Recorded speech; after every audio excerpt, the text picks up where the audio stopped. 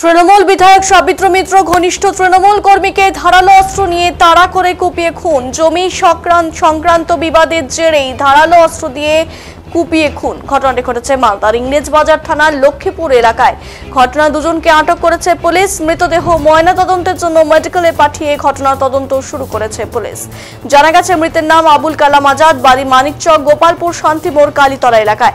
সক্রিয় তৃণমূল কর্মী বলে পরিচিত। বৃহস্পতিবার রাতে জন্মদিন অনুষ্ঠানে আছে বলে বের হয়। রাত হয়ে যাওয়ায় বাড়ি থেকে ফোন করা হয়, কিন্তু তারপরেও ফিরে আসেনি। কিছুক্ষণ পর খুন হয়ে পরে আসে বলে ফোন আসে। জন্মদিনে পার্টিতে বচসা শুরু হয়, সেখানে ঝামেলা শুরু হয়। এরপর মাইনুল শেখ সহ বেশ কয়েকজন ধারালো অস্ত্র নিয়ে তাড়া করে। এরপর একটি ঘরের মধ্যে আবুল কালাম আজাদ ঢুকে পড়ে। এরপর তাকে ঘর ধারালো অস্ত্র দিয়ে কুপিয়ে খুন করা হয়। ঘটনার খবর পেয়ে ইংরেজবাজার থানা পুলিশ পৌঁছে মৃতদেহ উদ্ধার করে ময়নাতদন্তের জন্য মালদা মেডিকেল কলেজ ও হাসপাতালে পাঠিয়েছে। ঘটনা ঘিরে তৃণমূল কংগ্রেসের অন্দরেই শুরু হয়েছে দ্বিমত। মৃতের বাবা মোহাম্মদ আইনুল হক জানিয়েছেন, আমার ছেলে জমির ব্যবসা করে, জন্মদিন অনুষ্ঠানে আছে। রাত্রিবেলা কাজীগ্রাম পঞ্চায়েতের সদস্য মাইনুল শেখের সাথে দীর্ঘদিন থেকেই জমির ব্যবসা করত। মাইনুল ও তার ছেলে খুন করেছে। আমার ছেলে তৃণমূলের সক্রিয় কর্মী, মানিকচকের বিধায়ক সবিত্র মিত্রর খুব ঘনিষ্ঠ।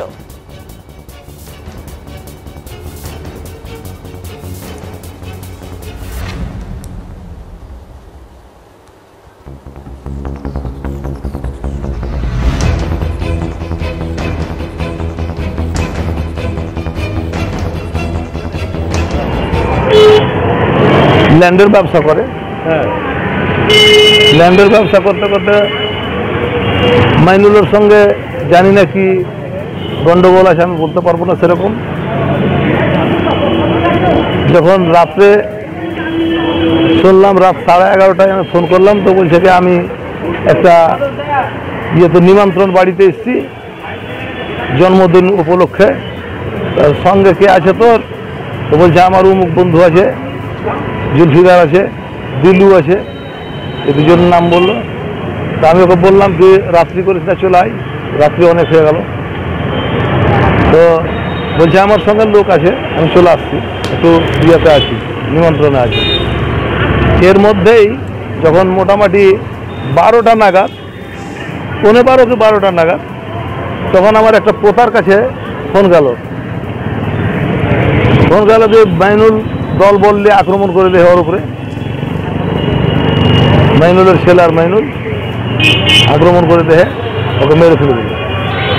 তারপর আমি সঙ্গে সঙ্গে বাড়ি থেকে বেরোলাম, এসে দেখলাম কি স্পটে বাড়ির লোকজন বলল, মেয়ে মানুষগুলো বলছে মাইনুল আর মাইনুলের ছেলেই। আপনার ছেলে কোনো রাজনৈতিক দল করতো? হ্যাঁ, টিএমসি করতো। টিএমসির সক্রিয় কর্মী, সাবিত্রী মিত্র খুব কাছের লোক। মাইনুলও তো তৃণমূল করে, সে তো গ্রাম পঞ্চায়েতের মেম্বার। হ্যাঁ, ঠিক বলতে পারলাম না। আমি মাইনুল এটা শুনলাম যে কংগ্রেস থেকে টিকিট পেয়ে এখন তৃণমূলে আছে। হ্যাঁ, আমার যাকে হত্যা করা হয়েছে, মারা হয়েছে, ওটা হচ্ছে আমার ভাগনা আবুল কালাম আজাদ। তো বেশ কয়েক বছর ধরেই ল্যান্ডের বিজনেস করতো। তার সঙ্গে যে মেরেছে প্ল্যান ম্যাপিক, সে মাইনুল হক, ওনার সঙ্গেও বিজনেস করতেন। হ্যাঁ, মাইনুল শেখ।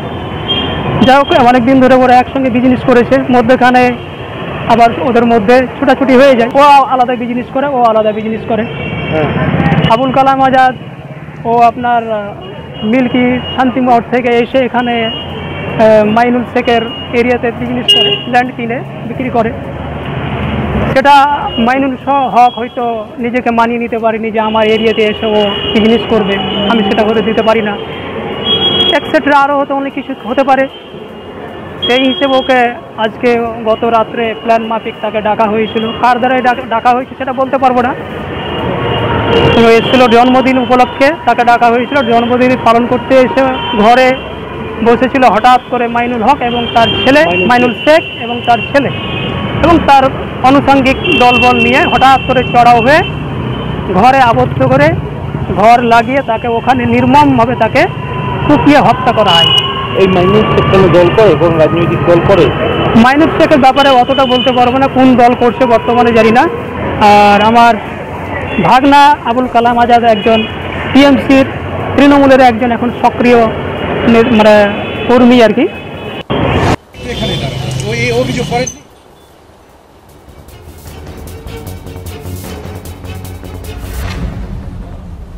ইংরেজবাজার তৃণমূল কংগ্রেসের প্রাক্তন ব্লক সভাপতি প্রতিভা সিংহ বলেন 2023 সালে পঞ্চায়েত নির্বাচনে আমি ওকে টিকিট দেইনি। ও আমাদের দল থেকে পঞ্চায়েত সমিতিতে নির্বাচিত হয়েছিল 2018 সালে, কিন্তু ওর নামে প্রচুর অভিযোগ ছিল এবং জমি মাফিয়া খুবই বাজে ছেলে, সেই জন্য আমি ওকে সাইড করেছিলাম, টিকিট দেইনি। তারপরে কার নেতৃত্বে বা কারা জয়েন করিয়েছে আমি জানি না। আমি ব্লক প্রেসিডেন্ট হিসেবে ওকে জয়েন করাইনি, তাই ওই কংগ্রেসেরই মেম্বার নিয়মিত ব্লক প্রেসিডেন্টে জয়েন করানো উচিত। ও তৃণমূলের ঝান্ডা নিয়ে এদিক ওদিক যাচ্ছে, আমি জানি না কে বা কারা ওকে যোগদান করিয়েছে।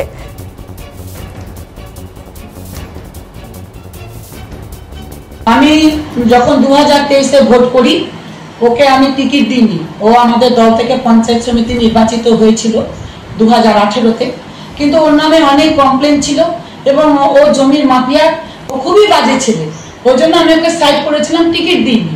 তারপরে কার নেতৃত্বে কে বা কারা জয়েন করেছে আমি জানি না, তবে আমি ব্লক প্রেসিডেন্ট হিসাবে ওকে জয়েন করাইনি।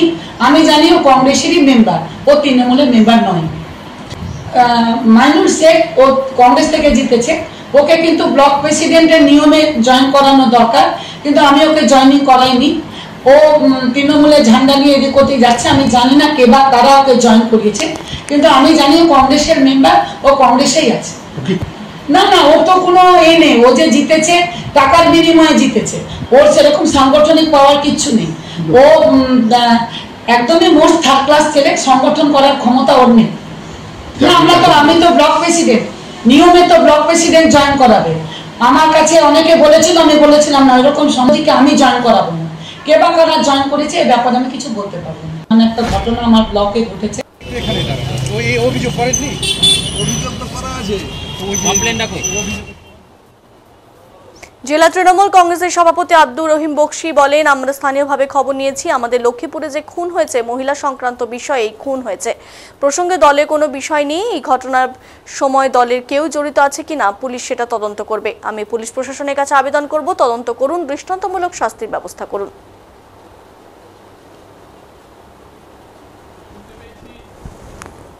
যে আমাদের ইংলিশদার ব্লকে লক্ষ্মীপুরে ভোর রাতে একজন খুন হয়েছেন, নাম আবুল কালাম আজাদ। তদন্ত করে আমরা যা লোকের মুখে জানতে পেরেছি, লোকের কাছে, যে মহিলা ঘটিত কোনো ঘটনা ছিল, এর সাথে দলের কোনো সম্পর্ক নেই। দলের সাথে কোনোভাবে দলের কেউ জড়িত আছে কিনা আমরা জানি, পুলিশ তদন্ত করবে। কিন্তু যারা এই খুনের সাথে যুক্ত আছেন আমি পুলিশ প্রশাসনের কাছে আবেদন করব, তদন্ত করুন, তদন্ত করে তাদেরকে গ্রেপ্তার করুন আর দৃষ্টান্তমূলক শাস্তির ব্যবস্থা করুন। যারা এই ধরনের কাজের সাথে যুক্ত থাকে তারা দলের কর্মী হতে পারে না, দলের নেতা কর্মী হতে পারে না, তার বিরুদ্ধে ব্যবস্থা গ্রহণ করা হোক, এই আবেদন আমার পুলিশ প্রশাসন। আমি শুনতে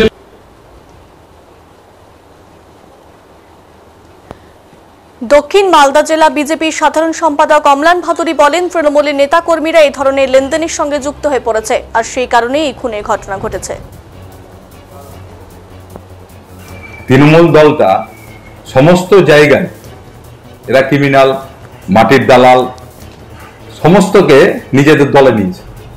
এর ফলে যেটা দেখা যাচ্ছে, এদের মধ্যে এই মাটির ব্যবসাকে কেন্দ্র করে বড় মুনাফা, তার ভাগাভাগিকে কেন্দ্র করে এদের মধ্যে গন্ডগোল বাঁধছে। এবং যে খুন করেছে সে তৃণমূলের গ্রাম পঞ্চায়েতের সদস্য, যাকে মারা হয়েছে সেও তৃণমূলের সদস্য, অ্যাক্টিভ সদস্য। স্বাভাবিকভাবেই এটা গোষ্ঠীদ্বন্দ্ব তেমন এটা কিন্তু যে ইনলিগাল যে ব্যবসা তৃণমূল করছে বা তৃণমূলের দলের সঙ্গে যারা যুক্ত তারা যেভাবে অ্যাক্টিভভাবে এই সমস্ত ইনলিগাল ব্যবসা করছে, জমি জায়গার ব্যবসাগুলো, তাদের সেই মুনাফার লাভের ভাগাভাগির গন্ডগোল থেকে এই ঘটনা ঘটেছে। এখানে ওই অভিযোগ করেননি?